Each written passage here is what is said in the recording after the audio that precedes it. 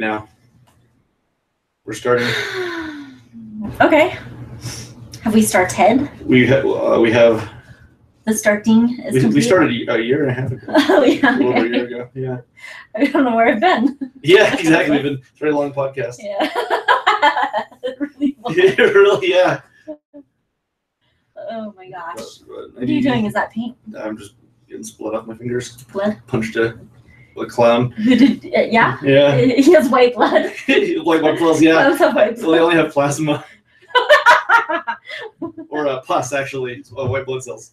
Clowns are just full of pus. Just full of pus, yeah, exactly. They don't actually bleed. Sub nerds. You're stupid. Well, stupid enough to punch a clown. Yeah, that's right, you are. That's how stupid I am. Before.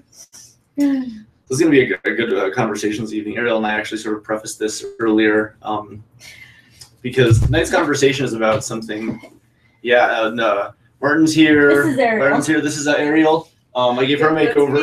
Yep. She also is into ventriloquism these days. So, yeah, lots going on with her. It's cool. This is her music. This is going to be where she teaches music out of here, right? Correct. Yep, without moving her lips. It's a trumpeter's dream. Cool. Yeah, it's actually really cool. Hey, yeah. Hey, yeah.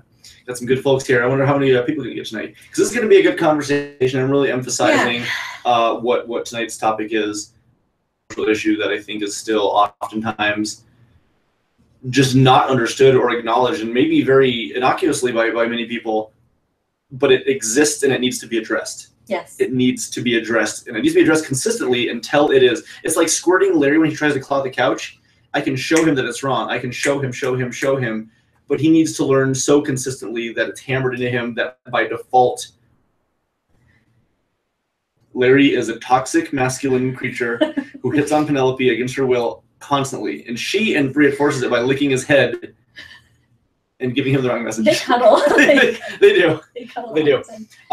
But now it's a big one, and this is actually something we've discussed several times. It's a source of pain for a lot of people. Yeah, yeah. I think I've been there. You've been there. Yeah, yeah, yeah. Larry does what Larry wants to do. That's true. Larry wants to do a lot of things too. I guess he can't do all of them because Larry's incapable of doing many things. What's something he's right there. What's something he's incapable of doing? Meowing. So meowing is actually one of them. Meowing, that's true. He can't even meow. He can't really meow. He tries. He tries actually often. He does. But nothing escapes his lips. He opens his mouth and it just sort of dryly. I have no mouth and I must scream. It's so cute. It is really cute. Yeah, turned his torture and pain into. Larry's not even a cat. What do you mean, Byron? He actually does not have a lot of cat mannerisms. He doesn't. He's clumsy. Yeah. Well, Ariel, we were talking about that the other day. Like, what's the animal that he most resembles his personality? What's he most like in the animal kingdom? And I don't know. He's an alien. He's a very, I don't know what he is. He's a dog who ate a lot of sugar. Yeah. So, because this conversation can go on for a while tonight, this is going to be, I think, a good one to address. And throughout the entire conversation, up through 10:30, we will have an anonymous letter with some information regarding a situation, and it's something we're probably all very familiar with. We've been here before, but the way it is thought about does need to be addressed because it is one of those things that yeah. And let's preface with, I'm not gonna say there's a right or wrong or anything like that. Right. This is just a really good dialogue. A good dialogue and something that I think just needs to be considered because it's not up to make anybody out to be the bad guy. Yeah. But it's something that it's simply raising awareness of what it does, what it creates, and it's easily glossed over and glazed over by people who I don't think oftentimes realize it. And it because of that, it perpetuates and it becomes worse and worse. It's observed by other people. It's almost promoted socially in a lot of ways. And it simply needs to be considered at the source of what it is.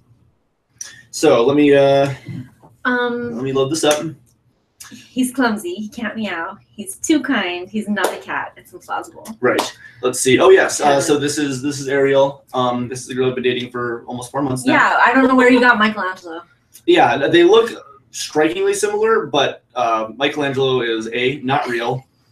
Yeah. It's her mirage. Yeah, exactly. I'm doing a really bad job because I keep looking over at her, and I need to stop doing that. If I'm gonna sell that this is her. That's where you gotta glance back. Yeah. So, babe. Yeah. Yeah. Exactly. All right. Okay. So this is we're going to start with this right now and just go through the message. Well, let's say hi to each other and how was your week first, and what's happening in your home. Right. Let's do that. That's fair. Okay, so yeah, that's fair. We'll maybe invite a couple more people in here. Yeah, let's give it a minute, get some more people watching. Okay, that sounds good. Yeah. How are you? I don't really care. I just have to ask you. I'm great. Ooh. Yeah. Ooh. Nobody cares. Great. How are you, John? Mm. Let's talk about you. Oh. I'm tired. Yeah. I've actually taken off several days this week because You look like shit. I look terrible. Yeah. Several body parts are missing. It's I smell twice as bad as I look. It's a mess. What body parts are you missing? One testicle, half of the scrotum. So yes, but like it's the opposite side. So on one side, it makes sense when you see it. 2 or 3 fingers have gone missing. Yeah, let's see. Where's breakfast? There's a bacon double dunk. I want it on my lips. Yeah, that makes sense. I really want breakfast. Actually, I've been craving pancakes. Thank you, Kevin. Somebody cares how I'm doing. Yeah. Kevin gives a shit how I am. Ooh. Ooh. Call me. John secretly Lance. It's no secret that I'm Lance Armstrong. It's in my Facebook profile. People know. Yeah. People know. People know. Mm-hmm. People know. People know. Now the week's been going great. I've been painting the house, cleaning stuff up, moving stuff out, rearranging, reorganizing. It's a whole big endeavor, and a very large lake has been completed today. There's still plenty to do. A second layer of the same paint to cover up. More rooms need to be done, but like having like a really big sort of central area, the living room done. Yes. Well, it feels. It's very different. Yeah. As you, I mean. It is. It has such a totally different. Yeah. It's the color of my pants, actually. It is actually the color of It's pants. the color that John picked for his living room. Yep, that's correct. That's why I wore them. Yep, that's correct. I wanted to blend in. I didn't want him to Solidarity. see me. I didn't want him to see me I want to support my house. Well, I didn't want you to see me come inside, so. Just a weird torso. Yeah. Just weird. Yeah. Michelle, what happened to your legs? Are you Yeah, okay? I'm missing several fingers and a testicle. But what My happened? legs are gone. Oh my gosh, what happened? Why don't you tell me all about it? I'm really tricky. You are not just tricky. You're a magician. Yeah. So, yeah, but you're doing well. Yes, I am. I'm glad to hear that. I'm I'm very glad to hear that. Genuinely glad to hear I that. have had the most jacked up sleep schedule all week, though, where I'm sleeping like 2 hours a night, and then I sleep for about 30 minutes as a nap in the evening, and that's it. I don't know. How are you doing that? I'm not sure. You just sort of close your eyes and then you're asleep and then you wake up. Oh, cool. Yeah. I'll give it a shot. Yeah. I've heard all about it. Yeah, I remember practicing for like decades. Oh, that's pretty neat. But really, my cycle is Mhm. sort of just totally erratic right now. It's not making a lot of sense to me. Like your menstrual cycle. My menstrual cycle It's is just all over the place. crazy. Yeah. 4 periods a day. Yeah. It's like so weird for like 2 hours and then for 30 minutes at another time. Oh, weird. Yeah, it's really weird. That's crazy. Yeah. Yeah, I just go unconscious and fall asleep whenever I menstruate. That It's wow. like happening together now. So okay, I have a question then regarding periods. And this is That's really- convenient. That wouldn't be very That's convenient. fair, yeah. Go I unconscious want to be during- awake during that. Yeah, exactly. That's a great idea. I'm gonna copyright that sleep. Copyright sleeping during your period. Like Gene Simmons is trying to trademark the devil horns. You can make a lot of money because I'm sure a lot of people sleep when they're on the period. Everyone sleeps. Yep. together. That's I'm true. gonna get rich. At some point in time or It's another. true. Yep, I do have a sympathy period. Yeah.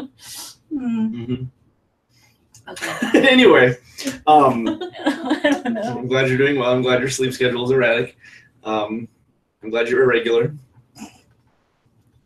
A pair of Oshkosh Bagosh overalls. Thank you. You're welcome. Oshkosh Bagosh. Yeah. That's my favorite brand. It's my My favorite brand of overalls or what? Anything. Oshkosh B'gosh, cereals. Yeah. Yeah, bike helmets. Mm-hmm. Tampax. Your favorite Tampax. My favorite, yeah, that's Tampax is not a brand. Tampax was bought by Oshkosh recently. They have denim tampons now. Oh god. You know, if you're like from like upper like East Manhattan or something, and you want to show off to your friends. I don't know what they do in New York. Yeah, trends are weird all over the country, and we're I think kind of behind on those. Yeah, well, So, you know, kids are into crazy things these days. kids. Kids, yeah, you know, children. Okay. Yeah. All right. So, all right. So, welcome to the Blue Lady Podcast. Hello. Yeah. Normally we're actually, well, no, this is actually very much what happens on the show. Some episodes are almost entirely this. Yeah. Just silly banter. Oh, I feel like I could do this for another minute. We can. We have. We've done it for 25 years. It's true. We could probably Straight. stand another minute. We can do another minute. Yep.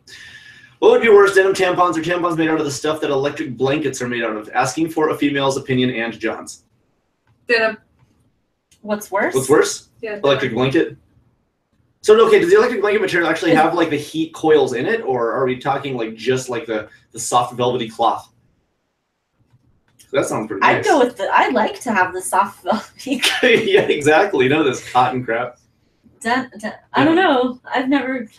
Denim seems like the awful. Let's get some prototypes and We'll do some experiments, We'll do yeah, some do some experiments. focus testing and try we'll out have different some focus materials. groups. Yeah, exactly.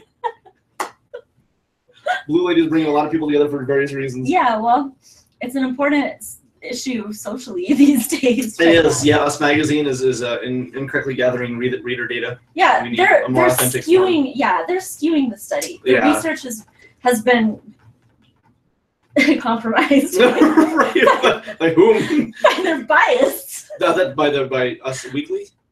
By Us Weekly's biased. By their own bias towards their own magazine?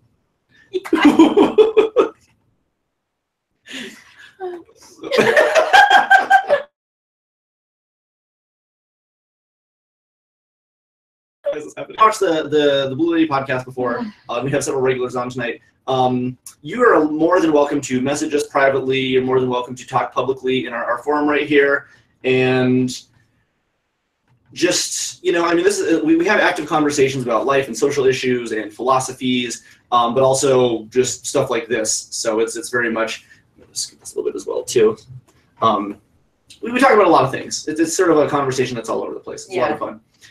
So if you have any questions or you want to contribute or you have concerns and you want to talk about something going on in your personal life, anonymously is also fine. We're here to do that.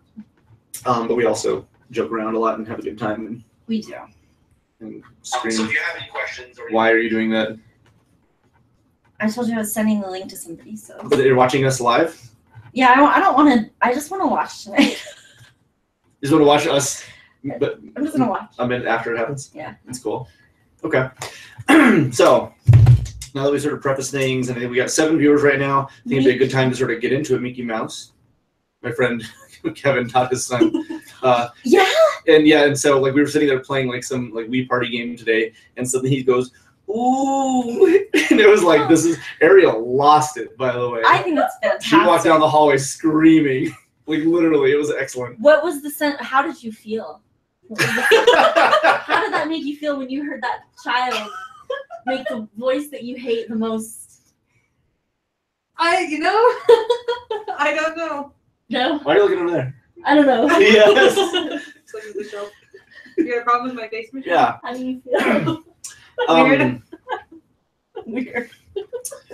Like a turtle. If you felt you were laughing, I mean it was funny, but it's also I'm sure very uncomfortable, kind of funny. It was funny. It is. It was really funny. I'm hitting Really on funny. your shit.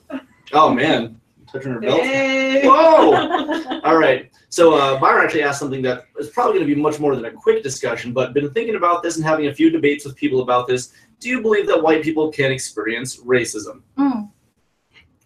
That's not a quick conversation. This is an ongoing, large conversation. So we might not actually even tackle this tonight because we're going to be going into some of the other stuff shortly, as it's sort of the prime subject of tonight. But I think it's going to be a good thing to talk about and discuss. But I think it's a lot bigger than simply just glancing over it. Yeah. Yeah, that's a big. Mm-hmm. It's a big topic. It is. It's definitely there's a lot to it. So. You don't have a quick answer for that? No. Yeah, I mean, I could definitely talk about it, but in a nutshell, I'd say, yeah, I think it can be experienced by white people. It's well, if we go down the rabbit hole, I think it's going to be a really big thing, and I think it's a great topic. I think we should actually really focus like wholly on this at some point, like for a straight like session. Cool. But tonight what we want to do is talk about the friend zone. Yes, let's read it. You guys have heard that term, yeah? We've talked about it several times on here. We have, absolutely. It's a theme that comes up quasi-frequently. It is. It's a very ongoing kind of thing. On the Blue Lady, it comes up, and also just, in my life, talking to people at least a couple times a month, I have a discussion about it. I was wondering if you guys could give me some advice about this issue I'm having. I have feelings for this girl, but I'm pretty sure she only sees me as a friend. She keeps telling me I'm a great guy and that I should not be like this other guy she has an on-again, off-again thing with. Yet she keeps complaining about this guy, but then keeps hooking up with him, all the while telling me I need to be a nice guy if I want to get women. I like her, but I'm beginning to think she's completely full of shit. I also don't know if I can ever compete with this guy with whom she had a very sexually charged relationship with. So you said that you and Ariel talked about it today? Yeah, actually, probably about half an hour ago. Okay. We actually just finished watching a little movie, and then, I said, I sort of prefaced with her, this is going to be sort of our topic of discussion, and we had a conversation about it. The friend zone. The friend zone. We've discussed many times what that sort of implies, which is that I like you under the condition that you're going to give me something, but if you don't give me the thing, you friend zone me. Therefore, I'm not getting what I want out of you. Therefore, you're a slut, you're shitty, you're a bitch, you're something terrible. I don't want your friendship. I want the step beyond. So I don't value you. I value what I want to take from you, is essentially what the friend zone idea implies. Yeah, that's usually the sentiment that I feel from it. That's the main way we've actually talked about it. Right. Is in that vein is the entitlement component that I certainly don't like when I feel that applied my direction. I don't think many people have a lot of appreciation for feeling like somebody wants something from them and is resenting the friendship. But this is an individual who's coming from the perspective of I like this girl, I care about this girl. So yeah, I'd like to talk about it a little with a wider net. Absolutely. We don't want to condemn it because it's a perspective that to this person this is how he sees it. This is how this person sees the situation, and so it's going to be important to sort of dissect what it implies. And I mean, where this person's coming from, to not discount their perspective, but make them understand the greater whole of what there's sort of like an inherent danger that's implied by thinking this way often. Because it's sort of it's setting you up for you deserve something right off the bat. And if you don't get it, then somebody's doing you wrong. Yeah. But it's hard because what is the way that we can take this and sort of flip it around to make it make sense as to why it's not, why this girl who's not reciprocating is not being terrible, and why when we want something that we can't get, why it's difficult. Because it can feel crummy to be invalidated. It can be crummy to strive for something only to not get it, to work for something only to not succeed. Yeah. It doesn't feel good. Well, Byron says, and this is from the angle that we've talked about before, people who complain about the friend zone are basically broadcasting that they don't value women as friends. You value what you can get from the women besides the friendship. And so we want to sort of shy away from that perspective and sort of see what Kevin says. If this guy really cares about her, I think that he'd be okay with being in the friend zone. If you really truly care about another person, how is being in a place of friendship a bad thing? Yeah, I had this conversation a couple of days ago with someone, and I was telling him I was telling him similarly, and I've said it on here before, if for you it's a bad experience to be my friend, Mhm. I don't want you in any zone In in no my capacity life. do you fit. In no zone of mine do I want Yeah. want you. If I don't you want that can't- to be the singular value. Yeah, if friend zone, if my friend zone is actually a bad place for you to exist, Mhm. then you don't belong around. Period. Sure. So I wouldn't want you to graduate from friend zone to something else. Yeah. I wouldn't want that. Yeah. If the only thing you're after is the thing I'm not. Yeah, if you like, because friend zone to me, it's a valuable place, Mhm. and it's a valuable foundational place to find out about one another, and to Yeah. find out, you know, what I would want to know Mhm. if I were going to be building an intimate relationship with somebody is Yeah. how's this How is our dynamic? yeah, how's our dynamic that way. I think, yeah, because the approach of saying, you know, I've been friend zoned is that I want what a relationship implies, which is maybe some sort of intimacy, mentally or physically. Sure. But like you said, it's really important to say, well, if I'm going to be with somebody, I need to know about their habits and their likes and their dislikes, and the foundation, the groundwork has to be laid. Because if you want to jump into something, it's more based on like a whim of indulgence, which I understand. I think we've all sort of been where we see somebody and we say, I want to know them so badly. I want to be with this person. I want to be involved. But as I've grown older and as I've, you know, come to realize how important it is to lay the foundation for things, it's been a much bigger honor to be accepted into the friend zone, because at the very least you're friends with somebody. You know, you can establish right there. And I've also, you know, had somebody who's just told me before, I don't want relationship. I just want to be friends. We'll never get together. It's never going to be a thing. Mhm. I'm still friends with this person, and it's a good, solid friendship with no animosity. It was very clear, and my value to this person is enough to keep around. Yeah. She wanted to keep me around as a friend, Yeah. and I can't hold that against her. Yeah, and this individual, what he's bringing out another piece of it, which is, I'm watching this person be treated poorly. Mm-hmm. I'm watching this person who keeps telling me how wonderful I am Mm-hmm. and what a great catch I am, and remain loving and remain kind, because women love that, but she is doing the opposite of what she says. Right.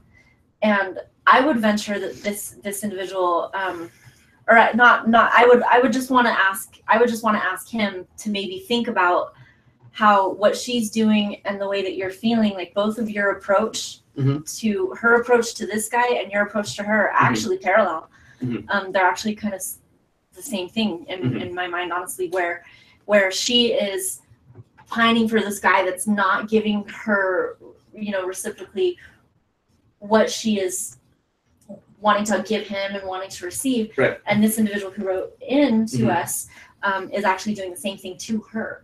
So I would be really careful with the she's being totally full of shit thing, because there's actually a parallel between your. Do you know what I'm saying by that? I don't know if I'm yes. You're very well. articulating that okay, but. So I have a question for you. Yeah. Has somebody ever been attracted to you and you're not attracted to them? Nobody's ever been attracted to me. Nobody's ever, yeah. Even when we dated, I was like, oh, the whole time.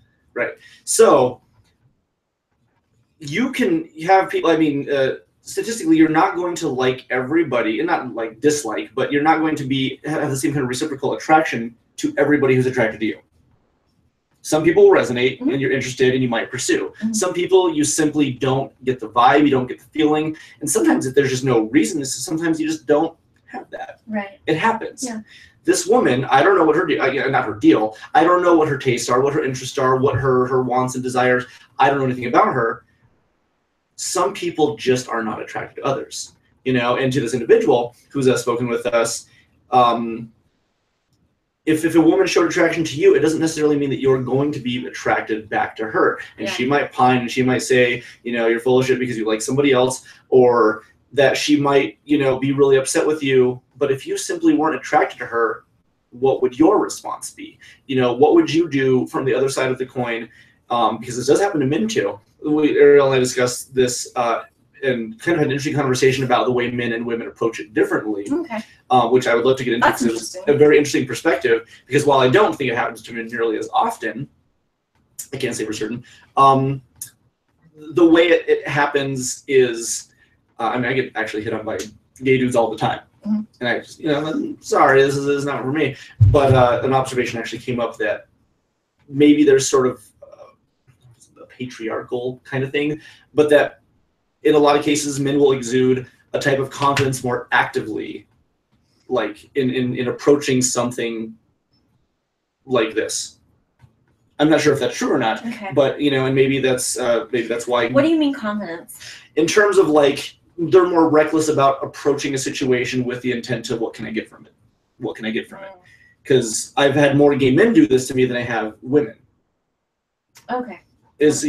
So and maybe that's why statistically more men seem to do this to women than maybe it seems that women do to men, and it's because men have sort of like a more reckless approach, a more active kind of method to it. And maybe they're just thinking that statistically if they shoot for 100 and they even get 5, that they'll do it. Like it just go gung-ho with it, go buck wild, and statistically you have to succeed. Yeah. Kind of thing. I don't know that necessarily has to do with somebody being your guy, because I think I maybe misconstrued what I was saying. Mhm. But that like society has created this standard that in a relationship, like a guy will put out the effort to pursue a woman. Right. And we see that in movies and in television shows and Right. everything like that. That's sort of like the societal standard. Right. And so even in a homosexual relationship, Mhm. then there's still like, it's not that you don't exist in this society. Mhm. That still tells you this is how you behave. You grew up, in whatever. This is not everyone. It's not blanketed, but Right. I think that's why women have a tendency to be more like, I want to be chased, and men are more like, I Yeah. want to be chasing. Yeah, exactly. That's exactly what I'm Yeah. going for. Yeah. Yep. Yeah.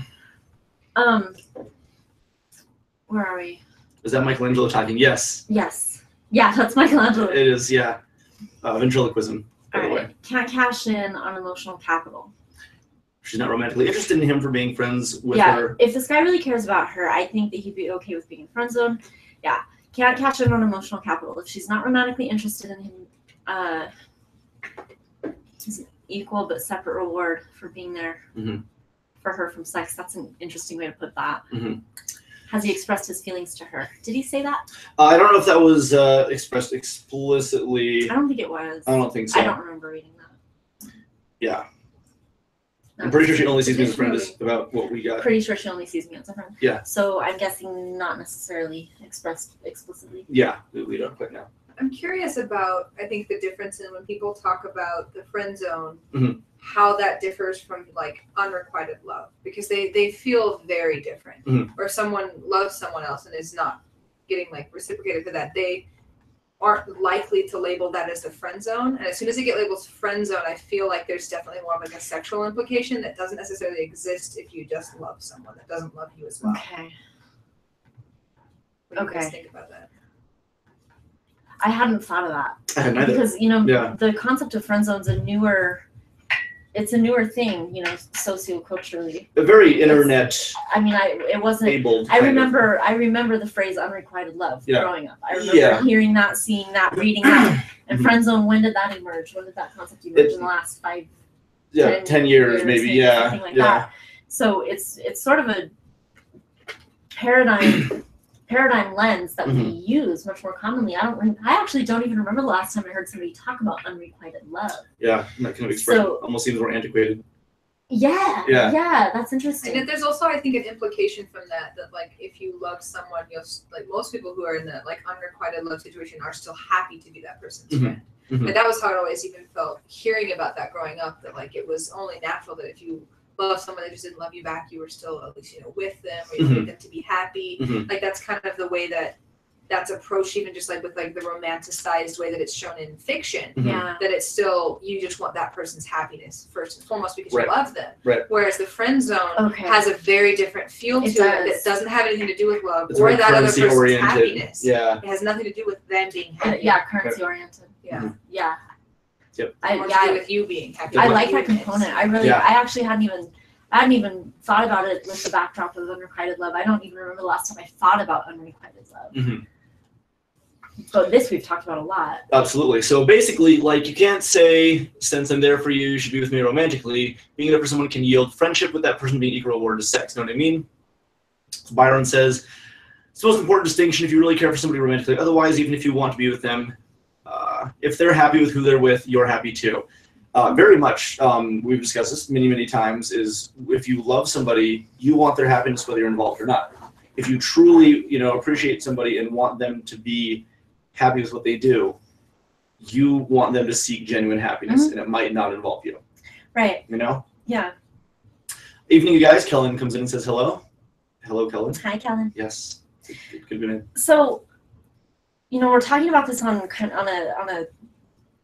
a scope that's kind of a little further back, but to talk to this individual guy who's feeling what he's feeling and wanting something that he's not getting, and what would you tell? Because what I would want to say to this guy is, be willing to explore other options and accept where she's at and what she wants and what she accept that without go pursue what it is that you're looking for. Right.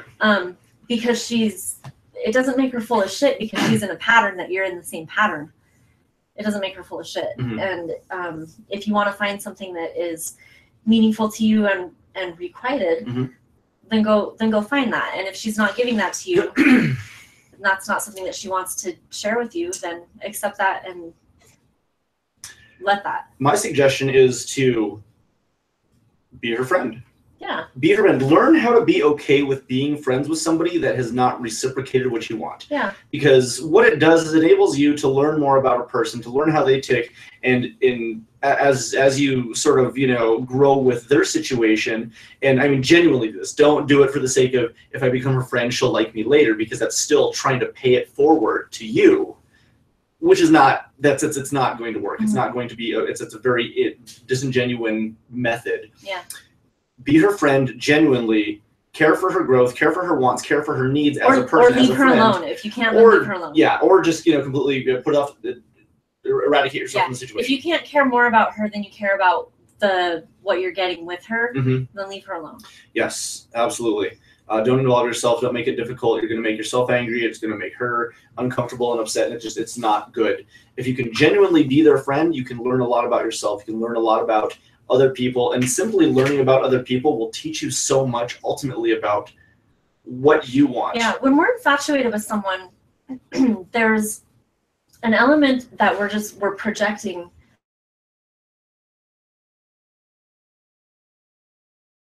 something. It's a very good screen on which to project it. Yeah. So there's a bit of a degradation that we do to that other person, and I don't mean this in a really derogatory sense. It's just a way that we put somebody in a role that they didn't agree to, or something like that. Right. I mean, infatuation it's not the same thing as love whatsoever. I agree with you, Kevin. It's not the same thing whatsoever.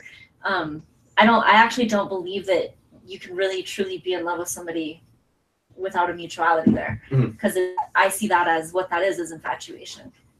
Larry. Yeah, Larry's infatuated. This is the cycle. Revolver's infatuated with me. That's true. She loves me. Let's get her back. I like her. So Marty says, trying to be a friend for future personal gain is a form of manipulation, and it is. Yeah. It is. It's very manipulative to try to give somebody what they want so you can get what you want out of it ultimately. When what you should want is simply their happiness, genuine, unadulterated. You're there, you're not there, happiness. Yeah. And it's a very good habit to get into with anybody, is to try to find out what you can do to give people that genuine smile. So I brought this up. I had a conversation also about 30 minutes before I came over. Okay. You're copying with somebody. me? Yeah, I'm copying you. I'm going to say exactly what you said. Okay, cool. Yeah. This will be a good conversation. My girlfriend Ariel. We had this conversation. Yeah. No, but I was talking to this guy a little while ago and I ran this by him, and I told him, he asked me, what do you guys, shit, Larry. he said, what are you guys talking about tonight? And I told him, and he said, that's interesting. He said, this is what one idea that I have, and this isn't something that I would have thought of, because like we've talked about it, we're kind of coming at it from a specific angle. But what he said was, I would tell this guy, to the next time you're around the two of them and you're watching this guy treat her like crap, just in front of everybody, out on the table, say to this guy, gosh, I wouldn't ever treat her like that. I would never treat you like that. I would like the opportunity to treat you better than this guy's treating you. So to call him out immediately, yeah, right to to both call their faces. yourself out with what you want, to call her out with letting her know what you want, to call homeboy out with him being unkind or whatever, and to just put it all out on the table. Because the other part that I kind of appreciated this guy's response to that. It isn't something that I would have come up with, but I appreciated that response because it pushed the issue of, hey, a spade is a spade. Is everything out on the table? Because are we actually calling this friend zone when no discussion has ever been had about what's even going on between all these people? Right. And that it doesn't sound, by what he wrote in, it doesn't sound like this has actually all been, offered as, this is everything that I feel, this is everything that I think, what do you think, what do you feel?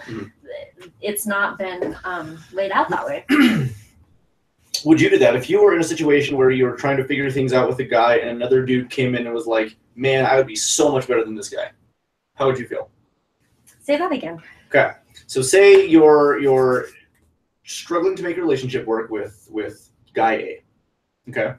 And guy B is your friend and he's hanging out with you and you're struggling, you like guy A, you're trying to figure things out, it's complicated, and you don't really know what to do, but you keep sort of like back and forthing with it, and guy B says to you, Michelle, the hell are you doing with this clown? Why are you with him when you could be with me? It doesn't make any sense for you to do this. I would treat you so much better.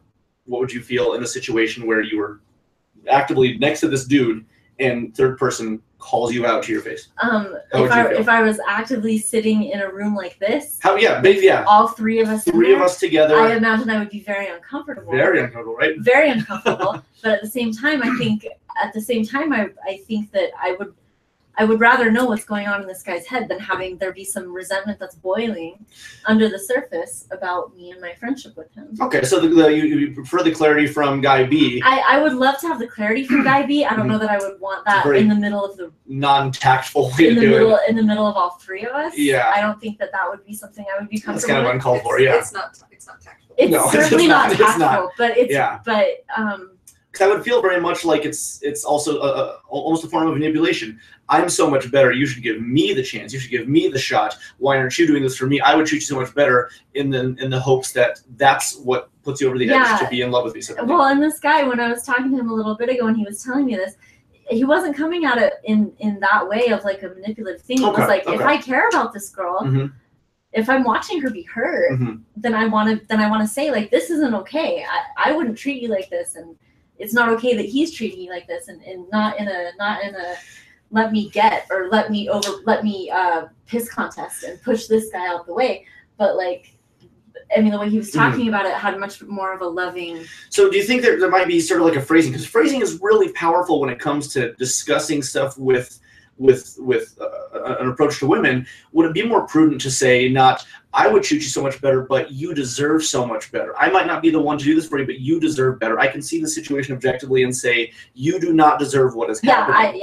It's probably a much safer way to go rather than, I wouldn't do that. Because it still kind of sounds like you're on the take, I would provide the thing. If you marry me, I'll do the thing. I mean, I think I would just feel like there's this crappy tug of war, and here I am in the middle, and I don't have a lot of. That's a crappy place to be. This guy's like, man, this guy's like, man, and I'm sitting there going, I'm just like, screw you both, I'm done. Yeah, I'm out of here. Yeah, whoever wins. I wouldn't want that. Yeah. Yeah, no, I agree with that. I like the idea more of, I'm looking at you feeling like you deserve this and this and this and this. Yeah. Not necessarily that I deserve to be the one to benefit from you having it. Yeah. But because phrasing is going to be a very powerful thing when it comes to expressing our intention to people and knowing how to say something that doesn't feel like we're still trying to manipulate or get, but to say, I genuinely care about your best interest, however it is attained. Yeah. Yeah. It's a very, very strong I thought it was an interesting answer. It is an interesting answer. I never thought. It wasn't something that I would have. Yeah. Because I'm thinking at it from where we usually speak from it. Sure. Let's underrate some of these. Okay. Read them. Let me go to the bathroom. Shit, Larry. All right. I think this is an absolutely terrible idea. Sure, you should call out a bad relationship if you see it, but if you're just doing that to get the chance at the girl, what are you even doing it for? Right. If you're calling out an abusive relationship, it should be for the safety and health of the persons in that relationship. yeah, hey, I'd be better for you. That's super selfish. Yeah. This shows that you care more for what you can get out of this girl rather than her actual safety. Right. And Kevin says, yeah, it really depends on what level of abuse she's going through. Yeah. If she's with a physically abusive person, this could potentially put her in a dangerous situation. Yeah, absolutely. And so it very much seems to me like it's more of a conversation for behind closed doors rather than calling somebody else out to their face, unless he's truly doing something actively abusive. Even that has to be weighed out. Mhm. Because you don't know what would make him snap, push him over the edge. If he might become more docile, he might become more aggressive, and that's a really hard hand to play. Yeah. So maybe talking to her at some point, saying, "Listen, I'm genuinely concerned for you." Yeah, I wouldn't want to be put on the spot No. that way. No. Especially if it was a situation where it wasn't necessarily as safe Right. as I would like to be. Yeah, it seems like more of a behind closed doors or private conversation of, "Listen, I'm genuinely concerned." Yeah. I don't think it's a bad expression to say I have feelings for you and it hurts me to see you in pain and it Mhm. hurts me to see somebody treating you badly. I don't think there's anything wrong with that. I agree. But I agree Yeah. with what Byron's saying. There's the manner in which that was Mhm. worded sounded like manipulative. Like Mhm. you shouldn't get it. I should get it. Yeah. Yeah. Yeah, because you can still have feelings for somebody and even express it as long as you do so in a way that does not make somebody feel like you are trying to take. And it's a very easy vibe to pick up on. It is a really easy vibe to pick up on. It's uncomfortable and weird. It's uncomfortable. It's unsolicited. Mhm. It's a crappy feeling. No. You said you've gotten that more from gay men than Several times from gay men, but a handful of times from women. Yeah, so I do know that. I don't know. What's it been like for you when that's happened? For you? It's not enjoyable. It's a very bad feeling. And I think if a lot of men had the chance to really genuinely feel it and see what it's like, it is an uncomfortable place to be. Discomfort is definitely more of the thing, 'cause I don't fear for my safety. I think it's a very large difference with some, because there's a lot of unstable dudes who do actively, push this kind of thing out there. And I've never been in danger in an approach. I had a situation, I actually explained this earlier too, where I was friends with somebody. We got into a relationship. It ended very abruptly. We hung out a couple times after that. And then a little bit later after, we hung out after that again. And it was maybe once at a formal dinner, and then once they came to the shop and brought me some dinner. And then a week later, they called me and said, "Well, why isn't this, why didn't you call me? I waited for 6 days. You didn't text, you didn't call." And I was like, "Whoa, I didn't know anything was happening." I wasn't, and so it became this cheery conversation of, "Well, why didn't you do this? Because I thought you were going to do this, because I thought we were this. And, I really like you. And if you're not doing this for me, I don't know what to do." And it was like, oh, I felt really terrible. I felt genuinely holy shit. I'm sorry, but I didn't sign up for it. I didn't ask for it. And then this was established. And suddenly, you're wanting these things from me that I simply did not understand or agree to. And so I'm not delivering, and you're hurt. You're hurt because of something that, exactly, I wasn't supposed to give you isn't being given. And it felt I felt more uncomfortable and, upset about the fact that, I didn't want to hurt somebody, but also it's But being projected upon. Yeah, you handed this to me, and when I didn't hand it back, you got upset with me. Yeah. And I had no idea you handed it to me for that purpose. Mm-hmm. It was a very uncomfortable, frustrating feeling. Yeah. And the last thing I want to do is hurt somebody or make them sad. I don't want to lead anybody on. I don't want to make somebody feel crummy. Yeah.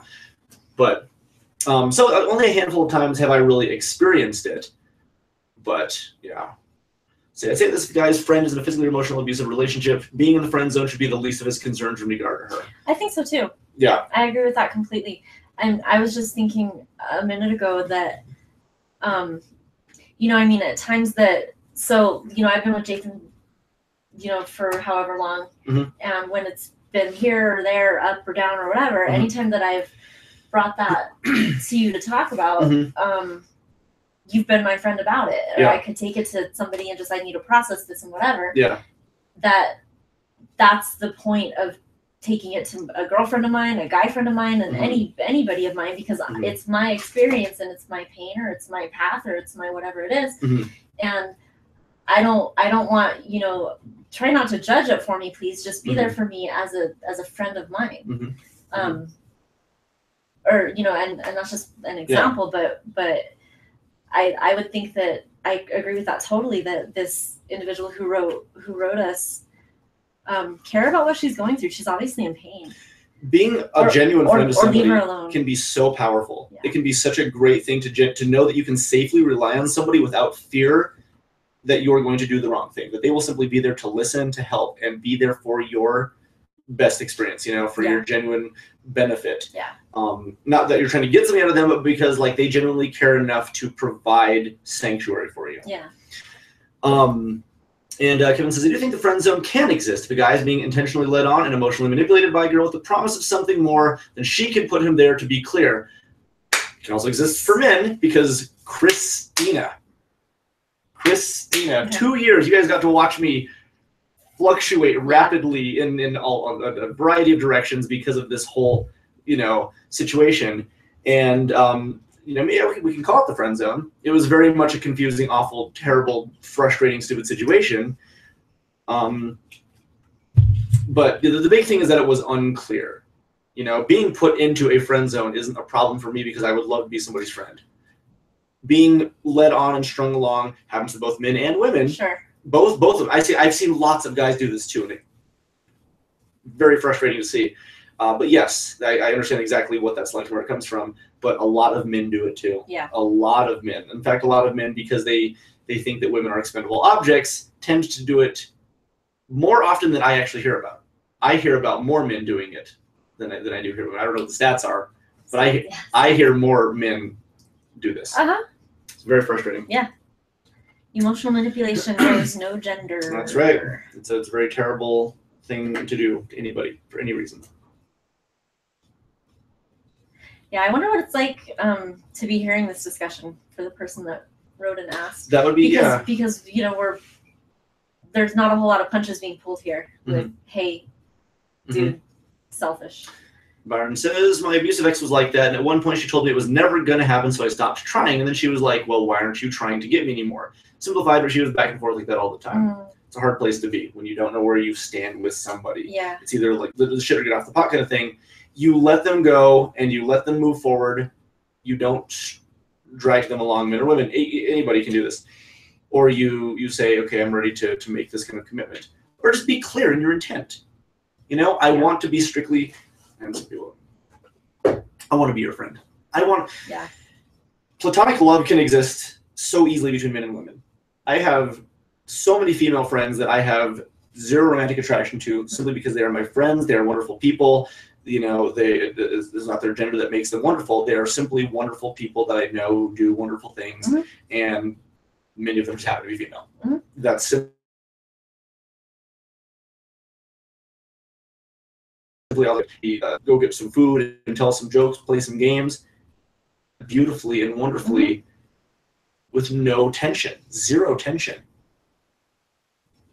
I do hear something that comes up a lot that says, men and women can't be friends because they always want something from the other. Oh, yeah. Very interesting conversation. Right? I very much disagree with it. I very much disagree with it too. Very much.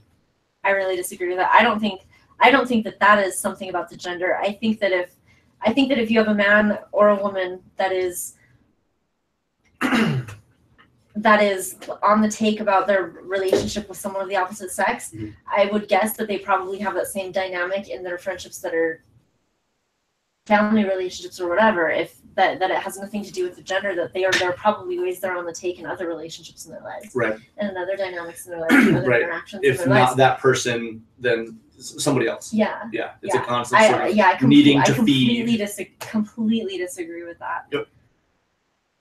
Kevin says, John friend-zoned me about a year ago, and I still haven't forgiven him. Almost all my closest friends are girls. You should never forgive him for that. Exactly. I told you. The P. That's right. That's short for penis. Get it through your head, Kevin. No penis. I've only had penis free. I've only had romantic feelings for one ever, and we dated for a very short while in high school. Interestingly enough, when Ariel and I you met a few years ago, right? We met several years ago, just friends, and I mean, like, it was neither of us had any inkling that there was going to be something happening, because it was simply we met, we were friends, we talked, we chatted at each other on Facebook. Cool. 3 years later, to hang out, literally no intention of anything, zero. It was just like, oh, I haven't seen you for a while. What are you doing? We talked for a couple days, and then one night I said, hey, you should just come hang out with me and Pat. it was simply to hang out with me and Pat so we could play VR, so I could be like, if I don't really talk to you very much, but like, let's do this. Let's do this. And just because we thought it would be fun. Thank you for looking at my face. Yeah, absolutely. I just respect you. Yeah. Here. Right, exactly. I know, exactly. I exist. My eyes are up here. I level with you, but anyway. And the intention was nothing more. And ideally, very ideally, she felt the entire first night that we were hanging out that she knew that I was not out for anything. That I was not aiming to get, to gain, to receive, to obligate, nothing. It was simply, and have fun, and we can enjoy all of it. Yeah. And it was a very safe place. It was a fun, genuine experience for both of us. A week later, it was like, oh man, sense. And it made sense because neither of us felt that the other was trying to get anything from the encounter. Because if it was the first night and I was like, oh man, this chick's after something, I'd be like, ugh. It's a self-validation that people are seeking. Like, so I want this person to tell me that I'm okay. Yeah, feel attracted, I'm feel like, right. yeah. Right. I want them to have this sort of response to me so that I can feel about way. Right. Yeah. Right. So if you're hanging out with Ariel or anyone with the intention of validating some element of yourself, then you're not even hanging out with Ariel or anyone. You're just You're just hanging out with me, hoping that somebody else gives me the thumbs up. Yeah. Yeah, that I'm looking for. Yeah. Right. Yeah. I mean, main things that we talk about on this show is always just be aware of the unhealth of placing your value on the altar of other people's opinion or approval. Right. It's not cool. So Marty says it's interesting that in the church, which is supposed to be a safe place, it seems that the platonic relationships are highly discouraged. Yeah. It's frustrating and kind of stupid in my opinion. One of my closest friends is also female. Byron asks a little bit more about it. And he says, similar to what John said earlier, it's just more extreme. Things like a man and a woman shouldn't be alone in the room or go to lunch together, stuff like that. Yeah, I think that the church, and I think growing up, some churches that I went to really promoted the idea that, like men and women couldn't even coexist as friends. It was very much like, because that's going to lead to this, which is going to lead to sin, which is going to lead to the damnation. And it was a really antiquated way of thinking that, men and women are literally only driven by their genitalia. Right, exactly, without the idea that like their brains could connect somehow. Yeah. I hadn't really thought of that, but I remember that. I remember growing up that way. Raised Baptist can confirm religious reinforces toxic social behavior. And not always, but in a lot of cases, and this is why Christianity does seem to be targeted a lot, is it very much can. Really good values from my religious upbringing, but I've also seen a lot of thoughts that are very dangerous, and that I'd have to untangle later. Right? Yeah, definitely. They did a number on me for decades, to be totally honest. Yeah. Religion specifically, because I've also met plenty of people of the same religion that have never enforced that in any way. Marty being a prime example, is a great human being that can use to further their own personal agendas, which means you just have a crummy person at the helm with a little bit too much power and influence. And that sucks. Crummy people are the common denominator behind crummy actions, not sex or beliefs necessarily. Yeah. So I was a pastor for 7 years and saw a lot of this. I'm still a Christian, active in my church, but I definitely trends. And I want you guys to know, actually, we had to get a plug for his stuff afterwards because he did a website, which actually does a lot of things in drawing parallels to discussions like these with video games. So the philosophy of what video games present, it very much tying in with like how this conversation is going. I've always liked those conversations that we've had. Yeah. Social dynamics in video games. Absolutely. I'll admit. Bias in this regard. Sure. I think a lot of people are, because it's a very easy thing, because we see it very frequently. And but religion, it's an effective arena to manipulate people or to harm, it can be used very powerfully in that way. So I wouldn't knock anybody for feeling jaded. in that bias, because I mean I've definitely felt that way. Mhm. There might still be some ways that I'm like, whoa, that I have like a rearing of my gag reflex about religion. I might Yeah. have some of that still. Yeah. Much less than I Mm-hmm. used to. I mean, I've resolved a lot of it, but Yeah, I also, and it's nice to actually be able to look at religion in a clean, appreciative manner that gives it the context of, what are the benefits of it genuinely to people and those Yeah. around me, rather than how can I use it to harm, others with my personal agenda, yeah. kind of thing. It's been a very long road with it. Largely, I actually would still consider myself Christian. I think a lot of people don't necessarily do, because the title itself has been so convoluted in many, many ways, to assume that we are to be like Christ. Something that I'm gonna find this that I really liked. It was a definition of Christianity that I liked a lot. So Jesus flew an airship. It was about his piloting skills. He was really good, actually. Yeah. Well, yeah, he was a pilot. he actually was. Well, Jesus taught him everything he knew. I read that in the Bible. It's gonna take me a minute to find this. What else did you and Ariel talk about earlier about it? It was just a very sort of little dialogue. Sort of flowed. In line with what you guys are saying now, it's important to remember that men and women can't be friends or existing from a very heteronormative viewpoint in the first place. Mhm. And the very idea that like someone who didn't exist in that position of the opposite sex, despite that not being their sexual orientation, Right. never to like cue into people's like Right? understanding of that situation in the first place. Sure. It would still be perfectly fine for, in fact, almost encouraged for like a gay man to be friends with other men. Mhm. It sometimes it's like weirdly looked down upon when they're friends with girls. Right. And that is that like if your big thing is that men and women can't be in friendships because of their attraction to each other will get in the way. Yeah.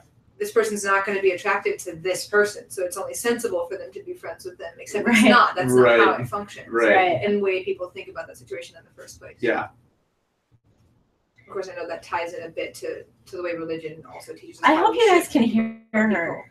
The microphone indicates that we're still getting like a decent amount of volume. Okay. But I'm also hoping as well too that it's clear. Yeah. There's actually a lot of very good input. Yeah. Yeah. No, you're good. You're Yeah. Okay. Let's see. so.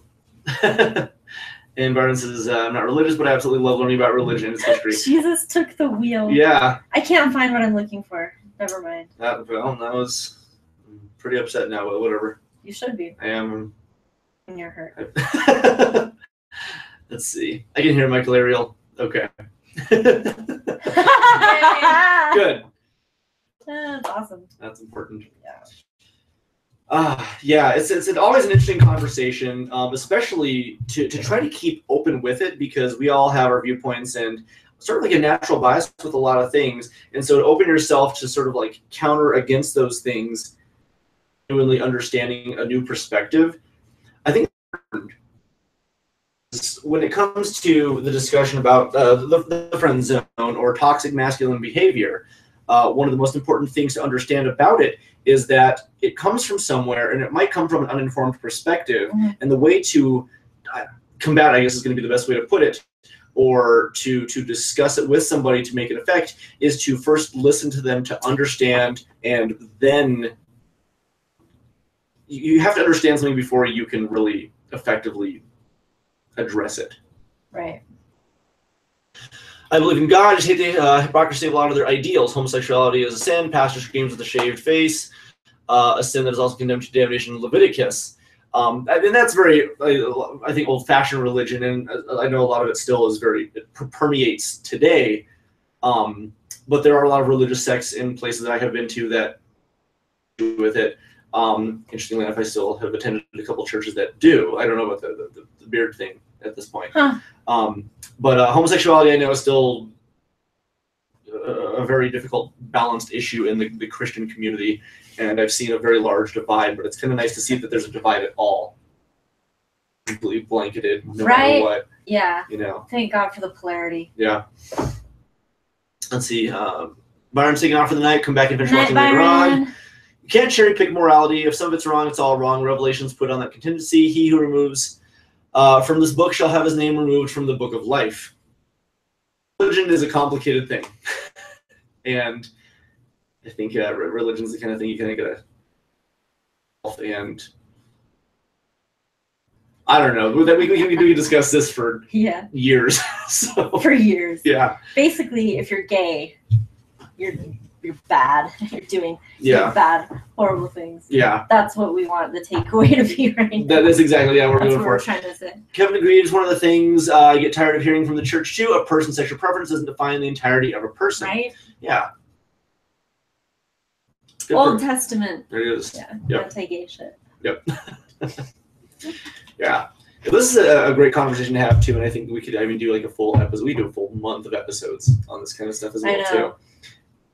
It's there's a lot to discuss, and again, to try to discuss it by keeping an open perspective. And again, keeping an open perspective does not mean agreeing with things, and it might mean disagreeing with them vehemently, but to still examine the entirety of what they're made of, to deconstruct it constructively, so you can see exactly what is needed. Constructively deconstruct the construct. Yes. Whoa. To reconstruct. And then you a new construct. reconstructive surgery. Do you guys want to get the surgery later? Yeah. No. You don't want to get surgery? Like. No, I like looking like a turtle. Oh yeah, you look really well. I mean, there's a couple scars on your shell. You can get some of those touched up. Chicks dig scars. You get a face mask augmentation. I like it. The face mask? No, I don't want to change it. I think it looked great. Teeth augmentation? What's wrong with my teeth? She accepts herself as she is, John. It's like Just telling me I have to have plastic surgery. What's wrong with my beautiful green skin? Stop projecting on her your standards. Beauty. She accepts herself the way she is. She's beautiful, bald green just head. the way she is. I just think your two teeth could stand to be a lot bigger. your top tooth and your bottom tooth. I resent that. I know, but you know, just because you're used to something doesn't necessarily. it's going to happen. We could. Oh my God. We're gonna spiral this thing to death. People came here for a specific topic your tonight, two teeth. and now I'm talking. Yeah, we want to hear about the friend zone. Well, I'm talking about my girlfriend's Ninja Turtle gums. Yeah. So. You have great abs. Thanks. There really is. You have a.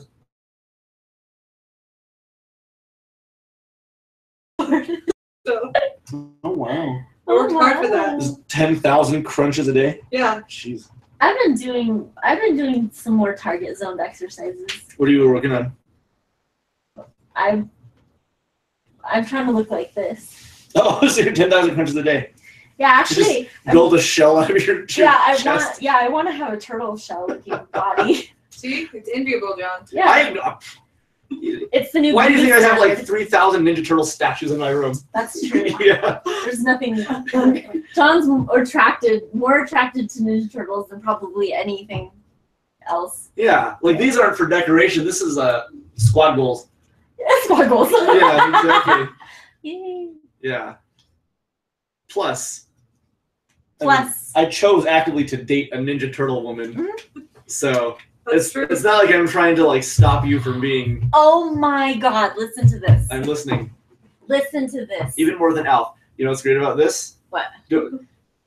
Oh! Yeah. Oh, that's right. Do I love Ninja Turtles more than Alf? Oh. Here's the catch. Her initials are ALF. No joke. That is accurate. It's a very large factor that went into. Snap. Yeah. Oh shit. Can we talk about bestiality, John, or is dating a Ninja Turtle count as that? Does not count.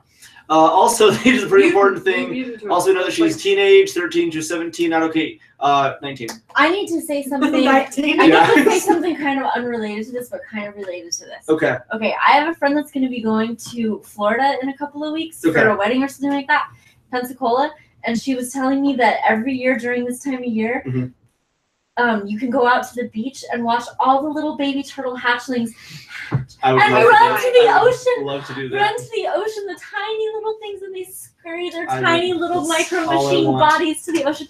So I think that would be a really great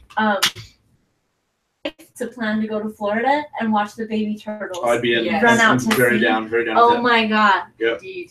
Marty says, haha, that's awesome, Alf, I mean. And yeah, it's true. We were Alf. talking one night, and on her Facebook, she doesn't go by, the first last name. She goes by first name, middle name, but I did know her last name. So I'm sitting there talking one night, and like we're just texting back and forth. And I looked over at my DVD collection, and I saw ALF, and I was like, it literally took my breath away. And then I immediately like texted her. Like, send me a picture of Gandalf as Alf. Correct. I almost stopped talking to you that night. She was almost like, oh, friend zone. They're friends, yeah, exactly. Motherfucker. Yeah. Or just, not speak to you ever again. Because you Yeah, not even friend zone. I didn't do it. Hundreds of other people did, and I found one of the pictures. All right? Well, obviously, I'm still talking. I'm to an you, opportunist, so- yeah. Opportunist. John, will you take your last name if the day ever comes? All right, so I'm not gonna lie. Listen to this. Listen to this. Listen to this. It's ALS isn't quite as catchy. That's fair. That's a disease. I'm right. However, I swear to God, this has been discussed several times. If we hyphenated the last name, she would be Alfs. And if there's one thing better than Alf, it's multiple Oh, Alfs. that's right. So, we do. But it has been brought up. It has been brought up. You've been talking about. And we talked about, if we got married, it would become ale. Would you have Yeah. an Alf themed wedding? No. Can I plan it? Thank you. Perfect. Have this conversation with yourself. I think she likes Alf as much as I do. So, in all honesty, your argument is going to fall on deaf ears. You tell me no, I don't mean shit. Honestly, Alf, that show has a big nostalgic experience for me because it helped me through a couple of breakups, heartbreaks. Sitting in here in your living room, Watching a lot of Alf. heartbroken watching Yeah. Alf, just heartbroken watching Alf. I can't remember. Do you Sad have any of Alf. those? Huh? Do you have any Alf on DVD? No. Because I was going to give you, I have 2 sets, and I was going to give you a set. Give me a set. I have them out there. I'll be right back. It's Take from- a set. Take a Yeah, set. give me a set. Give me. Yay! Ariel is Alf. It's Ariel's home videos. Yeah, it's Yeah. the story of my childhood, actually. It's how I arrived on this planet. Right. From Melmac. Yeah. Oh, it's such a great show. Have you been watching it? Did John make you? Or I mean, did I you saw used some of to? it when I was a kid. Did you love it so much? That was so loud. Thank you. You're welcome. That's all I wanted. There you go. I've been on the take for these for years. Yeah, That's the exactly. only reason I've ever 25 years in the making. Oh, we're over. We're done. Podcast concluded forever. Look. Yeah. It just rubber against your head. It's fair. That's fair. Oh, man.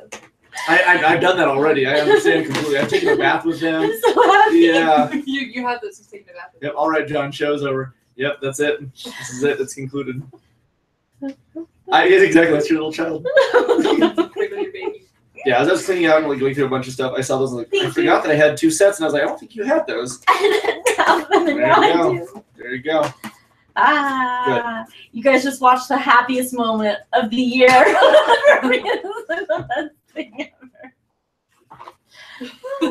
This is why it's such a big deal to me that your initials are Yeah, Alf. that's why. I know. Yeah, that's why. That's That why. was the first thing you ever said to my mother, actually. It's true. What did you say to her mother? I said, thank you for naming your daughter Alf, essentially. I guess that's paraphrasing. It was something along Something the lines. along those lines. But it was very much, thank you for naming your daughter with the initials that she had. And her mom was like, why? And I was like, because it's ALF and I love Alf. She was, I think, definitely taken aback a little bit because, the introductory stage should have been a little bit more formal. But whatever. That's more important to me.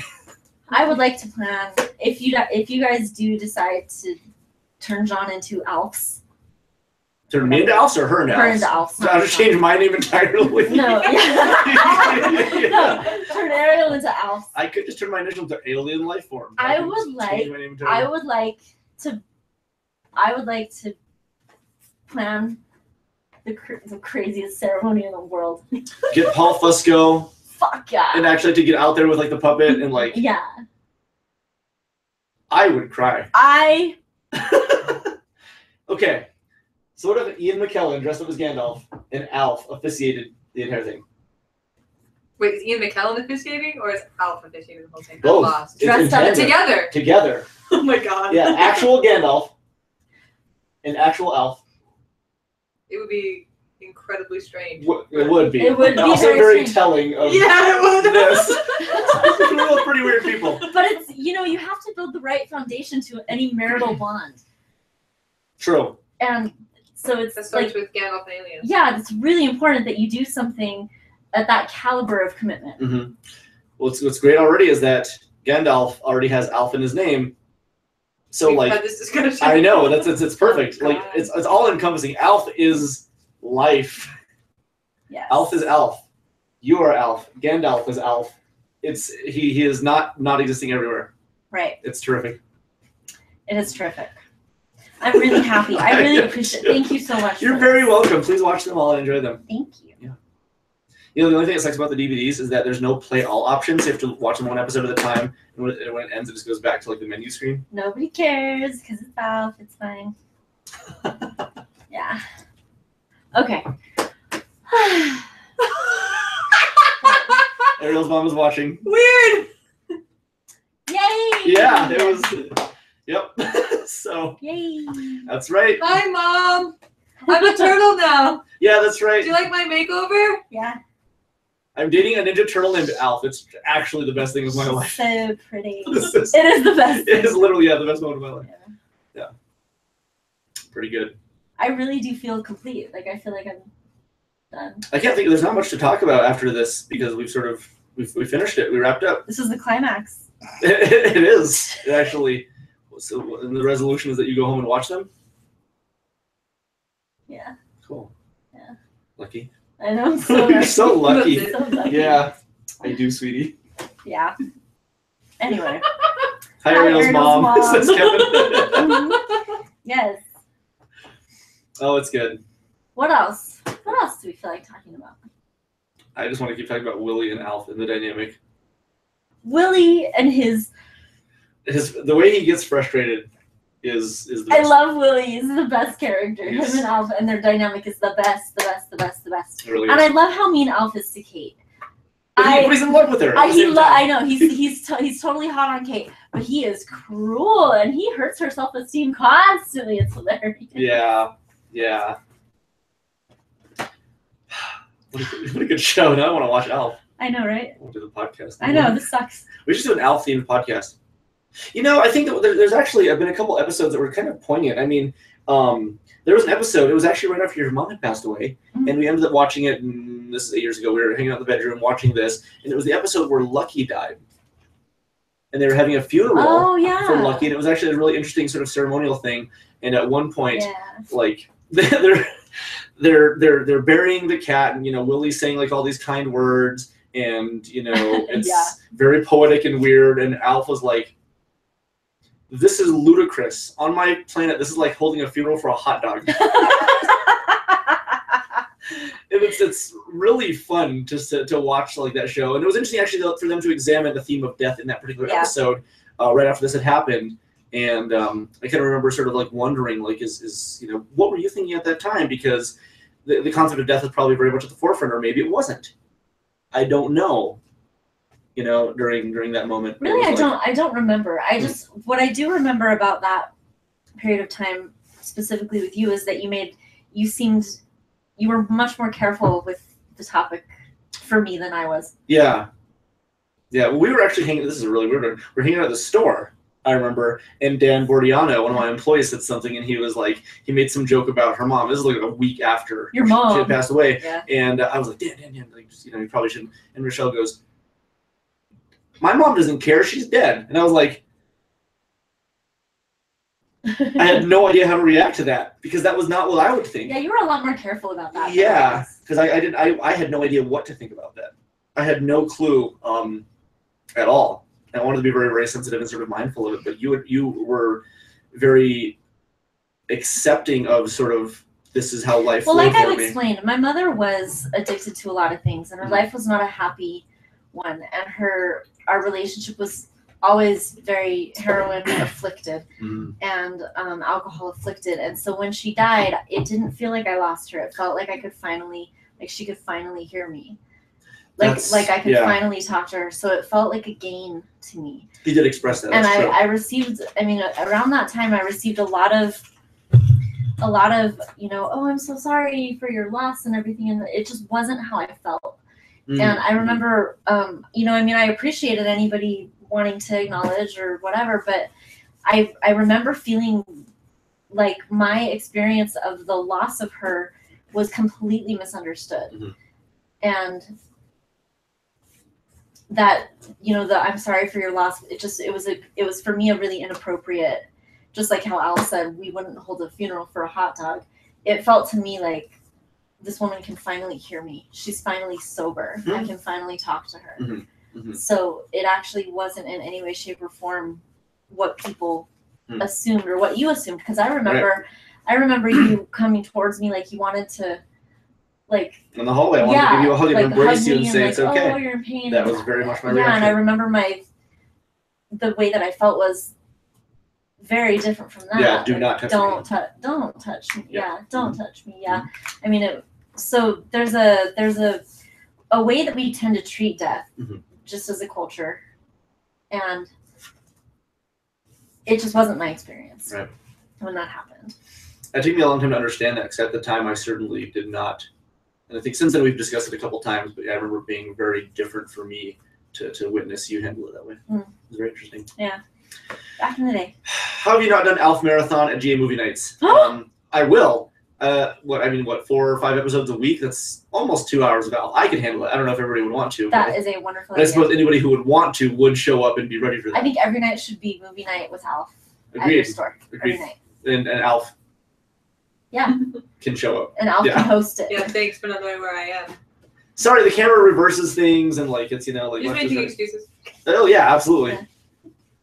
I'm sorry, sweetie. So she's sad. She's sad. Look at that scowl. Yeah, exactly. My shell's falling off. Oh, gross. Now I know how you really feel. My shell's falling off. It is. If I came up to you and was like, my back's blown out, what would you do? I'd be really concerned about your well-being. But it's still gross. Not necessarily. It'd be so gross. It's pretty gross. You'd be grossed out by yourself, and I would try to take care of it. I couldn't see it. I couldn't even see it. That would be that gross. You mean blown out? You mean like exploded, or like I bulged a disc? No, I mean like someone shot me and it just burst open. Yeah. Burst. It's not my fault Like that Michelle opened my shell. Michelle opened your shell. I did. You guys are gross. Girls are weird. You know what's funny is my shell is a nickname that I've had for a little while. My shell. That's true. I remember that. I'm trying to put her all back together. There are certain canned responses that I've never been comfortable saying. I'm sorry for your loss. Seems so empty. I've always looked at like not saying anything at all.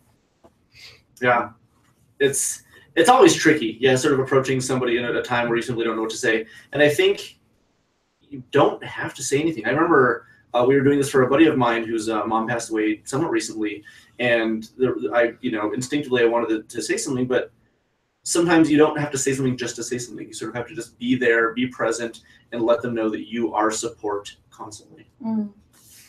Something that I've learned from you, actually, is simply to be present for that person with whatever they may need in a response to something. Yeah. Sometimes the best thing you can do is just listen. Yeah, you don't need to project on somebody what their experience is. No. It's okay to just let them bring that forth or not, and just be there. Right?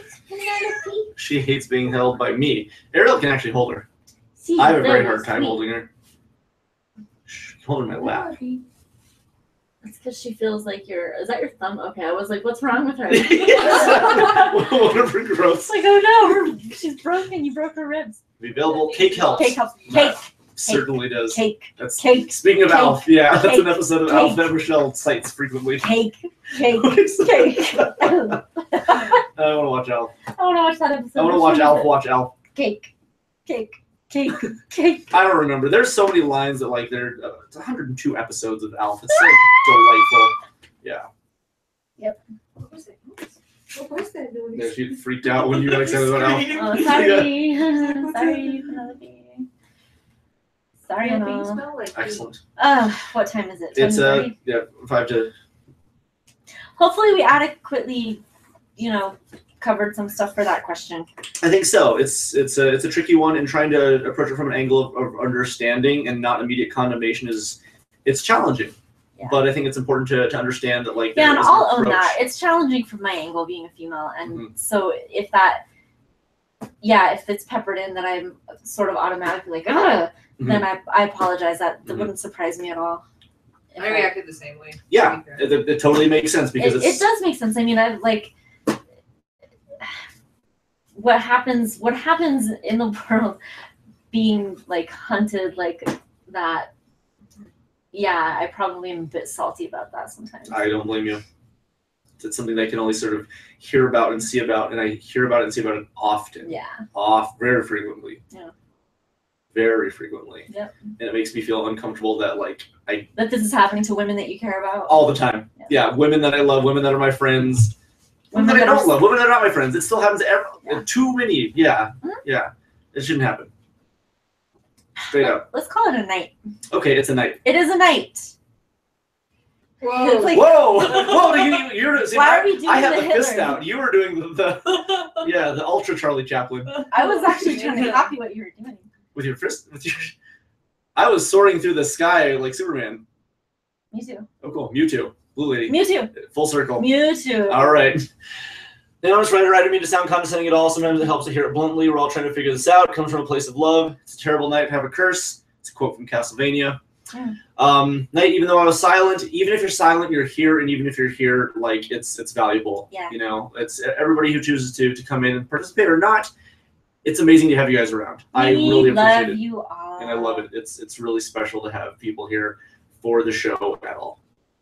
Any of you. Yeah. And if you can garner any information, excellent. If you have a perspective you'd like to offer at any time, it will always be something we'd like to listen to. So, That's my thank head. you guys. Ariel, I love you. Love you too. Oh. Okay. Well, we're out of here for the evening. We'll be back next week, Thursday, 9:00 p.m. Not on the dot, but around 9:00. And you can watch an episode or two, and let's discuss it next week. Okay. Excellent. You're Just like, oh, you don't have to ecstasy. tell me that twice. Great episode. Glad I was able to catch it live. Me too. Because you were at the Goonies and you met Marty. Yes. Okay. Oh, yeah, that's yeah. a dude, super great guy. And he blitzed all of our shows before he came down, and it was really cool to have him. It's cool to have him here. And let me get.